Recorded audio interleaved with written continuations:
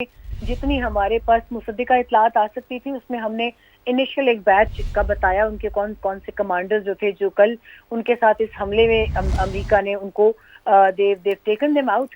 लेकिन अभी का जो बयान है, देखिए जब जून में ये स्टेटमेंट्स आई थी प्रेसिडेंट ट्रंप की, तो उस वक्त भी कुछ हलकों ने इसको बहुत नॉन सीरियस लिया था उनके मिजाज को देखते हुए, क्योंकि वो अक्सर एक नॉन सीरियस मूड में ही एक ज्यादातर लतीफों की जबान में बातचीत करते हैं लोगों के साथ, या बहुत रूड हो जाते हैं या बहुत पोलाइट हो जाते हैं। तो लोगों को लगा कि शायद जून की उस 12 रोजा लड़ाई के बाद उनके बयानात महज बयानात हैं, मगर हमने उनको हमेशा एक अलग ही लेंस में देखा है। वो लेंस बहुत सीरियस था। उन्होंने उस लुकआउट में कहा था जब अमेरिकी तैयारे जो बॉमर तैयारे बॉम्बिंग करके गए थे उनके जितने भी ज़ेरे ज़मीन एसेट्स थे न्यूक्लियर, तो उसको रिफ्यूट कर दिया गया था बहुत सारे ऐसे हलकों की जानिब से जो कि ईरान के हामी थे। मगर हम बारहा ये कहते रहे कि इन बयानात को हल्के में ना लिया जाए और इन पर तवज्जो दी जाए। आज आप देखिए चंद माह गुजरने के बाद कितनी बड़ी ट्रेजेडी जो है वो ईरान के अंदर दोबारा हम देख रहे हैं। यानी एक रिलीफ लिया गया था, एक पॉज लिया गया था, it was just a break, we can consider it like that, कि एक लम्हे की तवक्कुफ के बाद से वो यूं समझे कि वो कार्रवाई दोबारा की गई और उस पूरे टाइम में खुद को रीग्रुप किया इसराइल ने।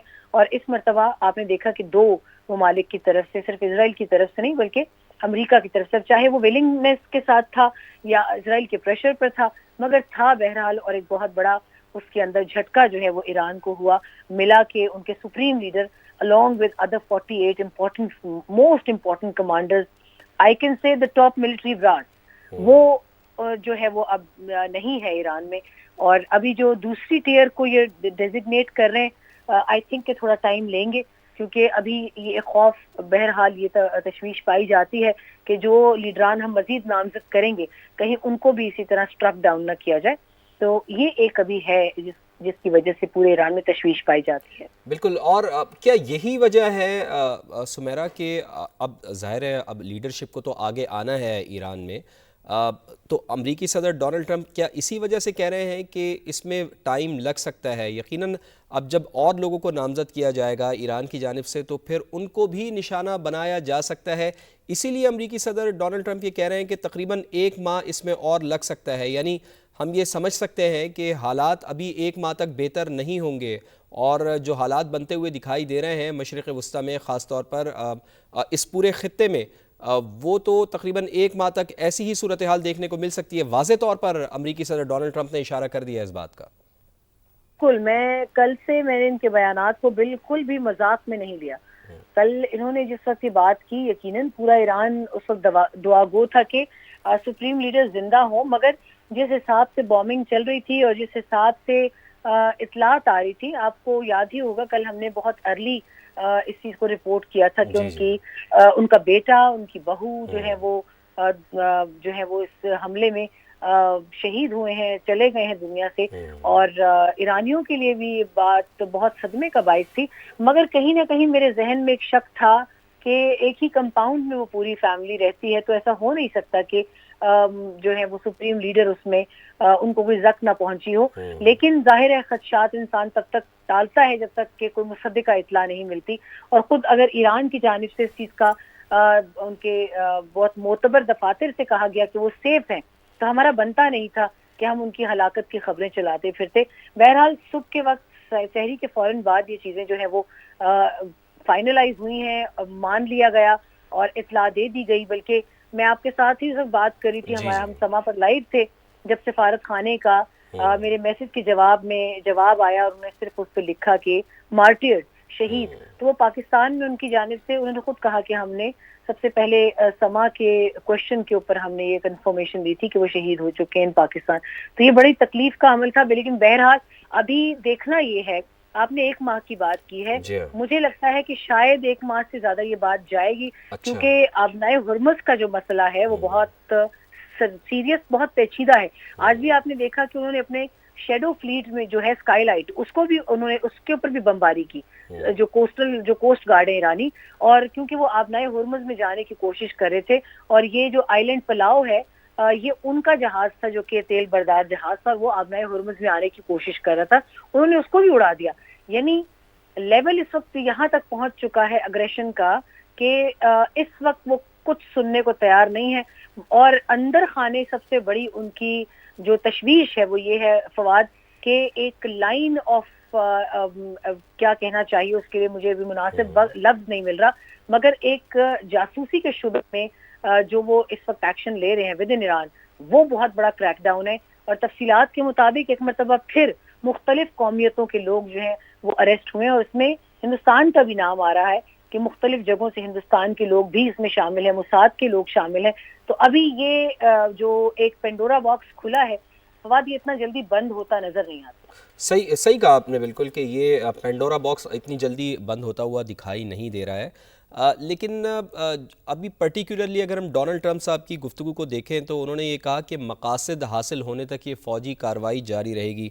سمیرا، کیا مقاصد اچیو کرنا چاہتے ہیں؟ بظاہر تو ہمیں یہ نظر آ رہا ہے کہ آیت اللہ خامنائی صاحب کو انہوں نے ایلیمنیٹ کر دیا، اور اس کے بعد کیا آپ کو لگتا ہے کہ جو رجیم چینج کی بات ہو رہی تھی اتنا آسان ہوگا؟ کیا پوری رجیم چینج ہوگی، یا پھر مقصد امریکہ کا اور اسرائیل کا یہی تھا کہ خامنائی صاحب کو بس صرف پکچر سے ہٹا دیا جائے؟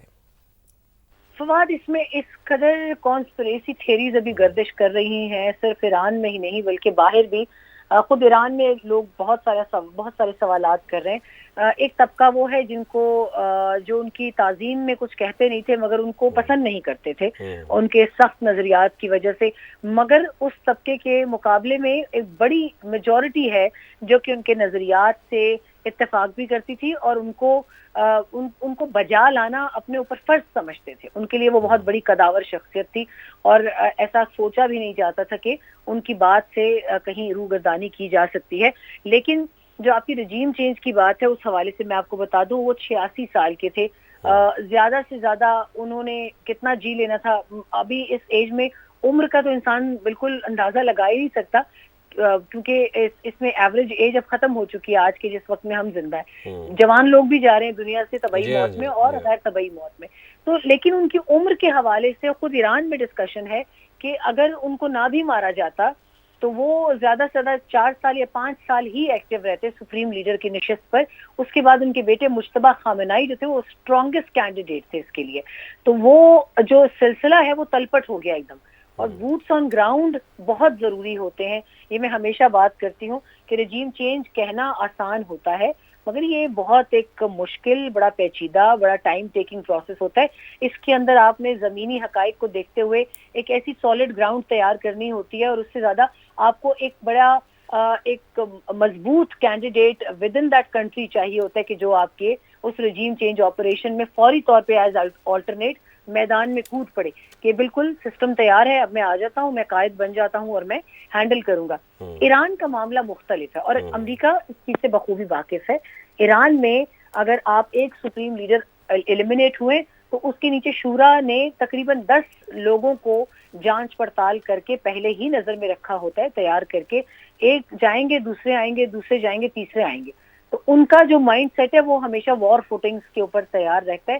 اسی لیے رات کو جب ان کی مصدقہ اطلاعات نہیں تھی تب بھی میں نے ایک پروسیس آپ کو بتا دیا تھا کہ اس پروسیس سے کام جو ہے وہ شروع ہو چکا ہے اور اس پروسیس کے حوالے سے ایک ہفتہ پہلے ہی کام شروع ہو گیا تھا. کیونکہ میں نے کچھ میڈیا رپورٹس ایسی دیکھی تھی کہ جس میں یہ بتایا گیا تھا کہ ایک غیر معمولی ایکٹیویٹی جو ہے وہ تہران میں ہے جس کے اندر گارڈین کاؤنسل اور ایکسپرٹ کمیٹی جو ہے اسمبلی آف ایکسپرٹس جس کو کہتے ہیں مجلس خبرگان، ان کی کچھ غیر معمولی سرگرمیاں دیکھنے میں آئی تھیں اور ناموں پر غور کیا جا رہا تھا. خفیہ لسٹ تھی جس کے حوالے سے بات ہو رہی تھی. تو کہیں نہ کہیں ایران کو یہ پتا تھا کہ رجیم چینج ان کے لیے پاسبل نہیں ہے مگر وہ ہماری اعلیٰ قیادت کو ضرور ٹارگٹ کریں گے. ٹھیک. اچھا، ایک چیز اور سمیرا، میں آپ سے ذرا یہ اس کے اوپر بھی کائنڈلی روشنی ڈالیے گا کہ امریکی صدر نے ایک اور تازہ انٹرویو دیا ہے جس میں انہوں نے کہا ہے کہ وہ ایران کے نئے رہنماؤں سے بات چیت کرنا چاہتے ہیں اور ان کے جو نئے رہنما ہیں ان سے وہ لوگ بھی ان سے بات کرنا چاہتے ہیں. تو یہ جو پرٹیکولر بیان ہے کہ جو نئے رہنما ہیں ان سے بات چیت کرنے کے لیے تیار ہیں اور سفارتی حل اس معاملے کا نکلے گا، تو کیا آپ کو لگتا ہے کہ کیا ابھی تک تو جو وہاں پر حکومت ہے مسعود پزشکیان کی حکومت ہے وہ قائم ہے، تو پھر یہ کس طرف اشارہ کر رہے ہیں امریکی صدر ڈونلڈ ٹرمپ؟ آخر ان کا اشارہ کس طرف ہے؟ بظاہر تو ہمیں یہ لگ رہا ہے کہ کسی قسم کی کوئی رجیم چینج نہیں ہوئی ہے. کیا امریکی صدر یہ اشارہ دے رہے ہیں کہ وہ اپنی مرضی کا وہاں پہ، جیسے رضا پہلوی صاحب کا نام آ رہا ہے، کوئی آلٹرنیٹ اگر ان کی طرف آتا ہے تو پھر کیا پہلے سے انڈیکیشن امریکی صدر کی ان کے لیے دی جا رہی ہے کہ کیا وہ ان سے بات کریں گے؟ یا پھر بظاہر تو ہمیں یہ لگ رہا ہے کہ مسعود پزشکیان تو یہ کہہ رہے ہیں کہ بھائی ہم تو بدلہ لیں گے. تو پھر یہ امریکی صدر ڈونلڈ ٹرمپ کس کی طرف اشارہ کر رہے ہیں کہ وہ نئی قیادت سے بات چیت کے لیے تیار ہیں؟ دیکھیے فواد، اب ڈو اور ڈائی والی سچویشن نظر آتی ہے مجھے آنیسٹلی. پہلی جو میں اپنی، اگر آپ میرا ذاتی ایک کامنٹ پوچھتے ہیں تو ڈو اور ڈائی کی سچویشن ہے. اگر تو ساری قیادت جو ایران میں اس وقت ہے اور مخلص ہے، بہت بڑا سوال یہاں پر مخلصی پر اور لائلٹی پر اٹھے گا فواد.